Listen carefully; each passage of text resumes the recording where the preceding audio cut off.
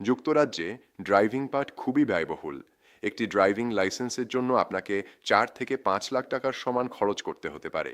যদি আপনি পড়াশোনা বা কাজের জন্য যুক্তরাজ্যে আসার পরিকল্পনা করেন, তবে এই ভিডিওটি আপনাকে অনেক টাকা সঞ্চয় করতে সাহায্য করতে পারে। দয়া করে ভিডিওটি শেষ পর্যন্ত দেখুন। যুক্তরাজ্যে ড্রাইভিং লাইসেন্স পাওয়ার জন্য আপনাকে একটি তাত্ত্বিক পরীক্ষা, একটি ব্যবহারিক পরীক্ষা পাশ করতে হবে এবং অনেক ড্রাইভিং পাঠ নিতে হবে। সব মিলিয়ে মোট খরচ সহজে 4 থেকে 5 হাজার পাউন্ড হয়ে যেতে পারে। ছাত্র এবং নতুন কর্মদের জন্য এটি একটি খুব বড় আর্থিক বোঝা। কিন্তু এখানে একটি স্মার্ট এবং সহজ সমাধান আছে।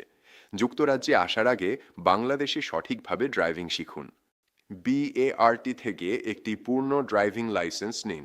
তারপর একটি আন্তর্জাতিক ড্রাইভিং পারমিট, যা আইডিপি নামেও পরিচিত, নিন।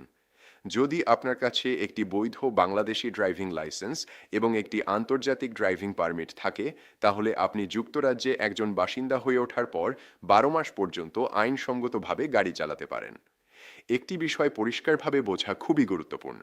একটি বাংলাদেশি ড্রাইভিং লাইসেন্স যুক্তরাজ্যের ড্রাইভিং লাইসেন্সে রূপান্তরিত করা যায় না।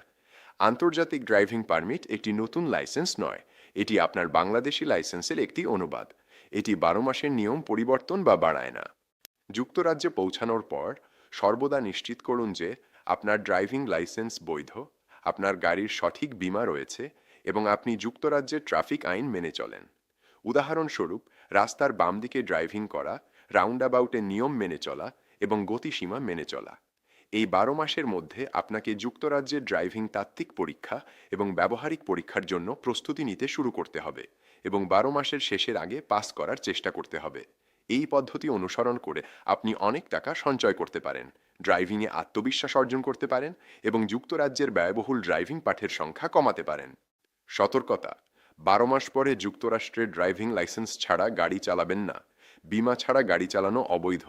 আপনার গাড়ি জব্দ করা হতে পারে এবং আপনাকে জরিমানা করা হতে পারে। যদি আপনি এই ভিডিওটি সহায়ক মনে করেন, তাহলে দয়া করে এটি সেই ছাত্র এবং কর্মীদের সাথে শেয়ার করুন যারা যুক্তরাষ্ট্রে আসার পরিকল্পনা করছেন। আরও যুক্তরাষ্ট্রের পড়াশোনা, কাজ এবং জীবনযাত্রার নির্দেশনার জন্য চ্যানেলে সাবস্ক্রাইব করুন। ধন্যবাদ।